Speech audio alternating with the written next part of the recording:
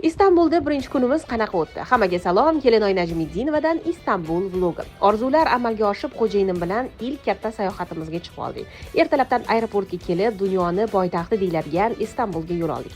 Otelimizga joylashib, ozgina dam olgandan keyin Galata kulasiga borish uchun yo'lga otlandik. Birinchi bo'lib 186 TL ga Istanbul kart oldik va taksiga ortiqcha pul ketkazmay metroga chiqdik. Agar Istanbulga kelsangiz, taksiga pul ishlatmang. Metroda mazza qilib ham arzon, ham osonga istalgan manzilingizga borib olasiz. Metrodan shu Beyo'g'li va Galatani bog'laydigan tarixiy tunnel orqali Galata kulasini eng yaqin joyiga borib oldik. Albatta, kelib video rasmga tushmasak yoki San-Sebastian cheeskeykini yemasak bo'lmasdi. Xullas, qorinni to'ydirib, Istiqlol maydonini aylanishni boshladik. Bu ko'chada hamma brendlarning do'koni bor va o'sha mashhur tramvay aynan mana shu ko'chada yuradi.